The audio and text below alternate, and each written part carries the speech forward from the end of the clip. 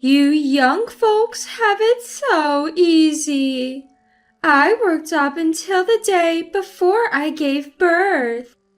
Ignoring my plea to rest with just a week left before my due date, mother-in-law, who happens to be Sam's mom, dragged me out into the snowy cold and told me, "Go shovel the snow." Ever since I got married, I've been troubled by this overbearing woman who thinks she knows best. Never in my wildest dreams did I think this would lead to a major incident that involved our neighbors and made local news. My name is Kristen, and I'm 30. I've been married to Sam, a college classmate, for 3 years. He'd promised his parents he'd return to our hometown after graduation, and after doing so, began working at his family's generations-old donut shop. Meanwhile, I'd started working a regular job. Our long-distance relationship led to both of us wishing we could be together every day, so we decided to tie the knot. I moved to Sam's hometown, excited for a new beginning, but that excitement was crushed pretty quickly. "I'm not like other mother-in-laws. I'm strict. Be prepared to learn all about housework," she warned. I felt like I'd been greeted by a drill sergeant. While Sam and his father are generally quiet people, his mother has a piercing voice that echoes loudly. As someone who suffers from migraines, her voice was torturous to my head. She'd wanted Sam to marry someone from a similar business background. However, Sam firmly told her, "If you don't accept my marriage to Kristen, I won't continue the family business." Reluctantly, she agreed. Sam's dad, on the other hand, was kind to me from the start, saying, "She's the one our son chose." Their main house was near the donut shop, an old building built by Sam's late grandparents. Though old, it was renovated a few years ago. Sam and I lived in a guest house on the property. Sam had early mornings, heading to the shop for prep work. After waving him off, I'd rush to the main house. Waiting for me there, she'd often scold, "Come on, at this rate you won't get breakfast ready in time," slapping her hands together as if to emphasize the point. If I could, I'd tell her to stop clapping and yelling. But considering our roles, I held back. I knew that speaking out would only fuel her rage even more. I tried to brush off mother-in-law's nagging, doing my best to keep calm. Mother-in-law, could you maybe help me out a bit? Preparing meals for 15 people all by myself is a bit much. It's an age-old tradition since my husband's great-grandfather's time to have breakfast with the craftsmen. But mother-in-law wanted me to handle all of the food preparation on my own. And to make matters worse, she would stand behind me, constantly complaining about how I did things. "You're so slow. Your mother must have really spoiled you, Kristen." On top of that, there was this strange rule that I had to prepare at least 5 dishes. I was always pressed for time. Is this what you meant by household training? If this is going to be an everyday thing, I don't know if I can handle it. About an hour before the store opened, people started pouring in. "Oh, everything looks so delicious today." "It must have been tough preparing all this so early in the morning," Sam and the craftsman commented with sympathy. Their kindness was heartwarming, but then there were frustrating moments. "It's no big deal. Kristen is so laid back that I ended up doing most of the cooking again today." The way mother-in-law said it, as if she was the one who did everything, really got on my nerves. That night, when I was alone with Sam, I told him, "Your mom is so tough on me. She yelled at me again today. Is this what our future looks like?" Seeing me so disheartened, he replied, "I'm really sorry about my mom. She seems energetic at the store, but she's actually a very shy and quiet person. She's just been trying too hard since you came." I found it hard to believe since I had only seen this side of mother-in-law. Still, knowing Sam was on my side gave me strength. The thought of getting a divorce because of mother-in-law's mistreatment never crossed my mind. Plus, it wasn't all bad. Thanks to mother-in-law's guidance, my cooking skills improved significantly. The elderly couple next door always greeted me with warm smiles. The butcher was super friendly, and the florist loved to chat so much that when she started, it'd be hard to leave for at least an hour. Even mother-in-law had her moments. It was a community filled with kind people. Although mother-in-law can be quite harsh at times, I thought. And then there was this one day. Wow, look at all the snow! I've never seen so much snow in my life! I was incredibly excited by the winter wonderland spread out before me. You see, I was born in the southern part of Texas, where it hardly ever snows. If it did, it'd be sleet, or at best, a few inches of snow. And that's a rare occurrence, maybe once in several years. "Hey Sam, wanna build a snowman?" Watching me gleefully play in the snow like a child, Sam looked on with an affectionate smile. From the main house, mother-in-law must have been observing because she commented, "At your age, it's quite embarrassing to get so excited over a bit of snow. Don't you worry about the neighbors hearing you carry on like that? It's so undignified." After her snide remark, she retreated back to her house. Standing next to Sam, who had a look of disbelief towards my mother-in-law's comments, I blurted out, "Hey, Sam, please don't expect me to take care of mother-in-law in her old age, okay?" It was a comment I hadn't meant to voice out loud. Time flew by, and 3 years into our marriage, there was a big change in our lives. I was pregnant. Having undergone several hospital treatments to conceive, the news brought immense joy to our hearts. Come to think of it, the one thing my mother-in-law hadn't complained about was the topic of children. When I broke the news, she exclaimed, "Oh my! Really? That's wonderful! Kristen, make sure you don't catch a cold, okay?" Her unusually bright smile caught me off guard. However, it was short-lived, as she quickly reverted to her typical demeanor and added, "Well, I still expect you to keep up with the housework." I was constantly baffled by her ever-changing emotions. I phoned my parents to share the news. Amidst their congratulations, my mother hesitated. "Kristen, I'm sorry, but giving birth at our place might be difficult." To which I replied, "It's okay." I understood her concerns. My paternal grandfather lived with them, and they were already stretched thin looking after him. It wouldn't be practical for me to return there, baby in tow. My morning sickness wasn't too severe, but due to anemia, even preparing breakfast became a struggle. Noticing this, my mother-in-law sighed. "All right, move aside." She pushed me into a chair, grumbling, but took over breakfast preparations. "Thank you, mother-in-law," I said, to which she retorted, "I'm not doing this for you, just couldn't stand watching you struggle."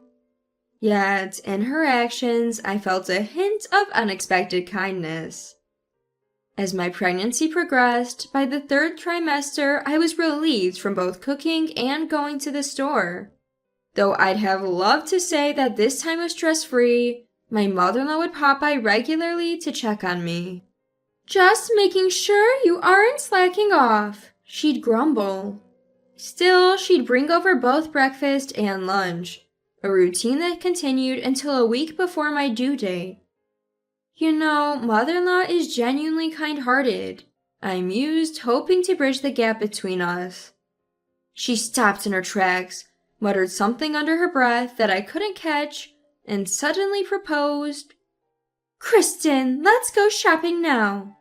She was insistent that a little exercise would be good for me and practically dragged me outside. Even when I expressed I want to rest at home, she snapped. You're so noisy. I worked until the day before I gave birth, you know. Young people these days are so spoiled. She forcefully took the keys from me, locked the door, and commanded, Wait here, I'm bringing the car. All I want is a break. But then mother-in-law did something unbelievable. As she got into her car, she rolled down the window and declared, Shovel the snow and do some work. You're not getting back in until you're done. With that, she drove away. Stunned by the unexpected turn of events, I froze for a few seconds before snapping back to reality. Wait, what? No way. I need to get back inside. Reaching into my pocket, I realized the house keys were missing. Recalling that she had taken them, a cold dread washed over me. I couldn't even call for help because I'd left my phone inside. Reluctantly deciding to walk to a nearby donut shop, I felt something wrong with my body. How much time had passed? My returning mother-in-law must have been shocked. An ambulance was parked on our property. Surrounding me were doctors, nurses, and a few neighbors. Sam and my father-in-law rushed over, their faces filled with concern. Above me, voices rang out. Who in their right mind would lock out Kristen, who's about to give birth? I'm so sorry. Mother-in-law apologized as the two of them scolded her. But honestly, I had bigger things on my mind. Frustrated by the noise, I shouted, Enough! Save the lectures for later. A doctor chimed in, Please be quiet, she's about to give birth. I had just started walking to the shop when I felt warmth between my legs, realizing immediately that my water had broken. Panicking, I cried out, and an elderly couple from next door came to my aid. A major event was happening nearby, and the ambulance got stuck in traffic. Our neighbor used to be a certified professional midwife, one of them mentioned, and it felt like a miracle when a friend arrived to help. By the time the ambulance arrived, I was fully dilated. By then, Sam and the others had also arrived, and I ended up giving birth at home. Minutes later, our long-awaited child was born, crying heartily. The baby and I were immediately transported by ambulance. A TV crew covering the nearby event happened to pass by our home. That evening, our story titled, A Local's Miracle Birth, aired for a few minutes on local news. A few days later, someone came to visit me in the hospital.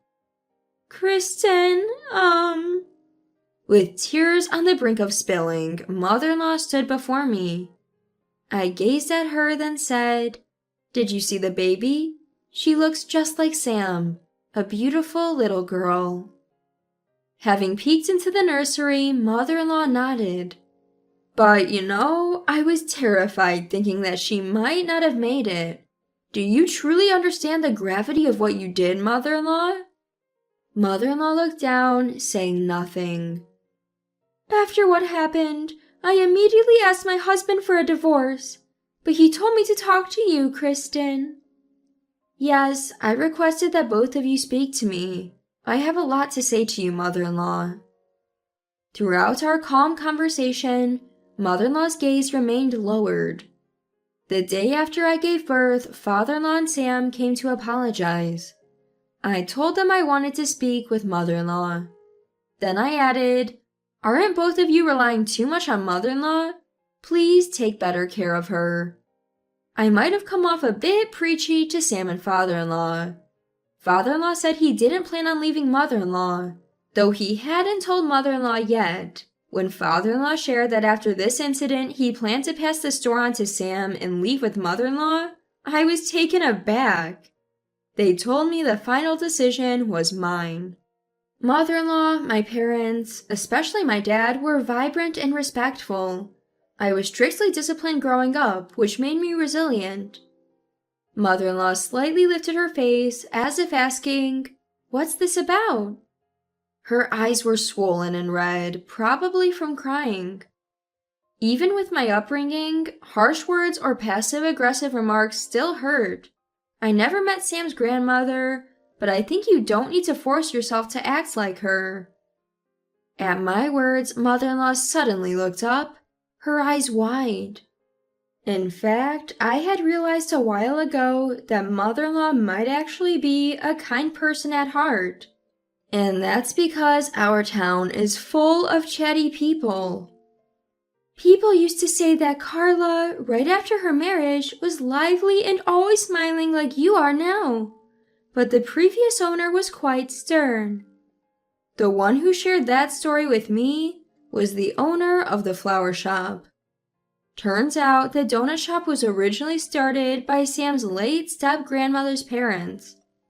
Sam's mother, who married the only son of the family, father-in-law, was brought up with strict guidance from them. The late step-grandmother always used to say, "Are you trying to run this store into the ground?" Apparently, Sam's mother struggled for a long time to have a child, and Sam was the child she finally had. When Sam introduced me, a woman from an ordinary family just like her, she was really flustered.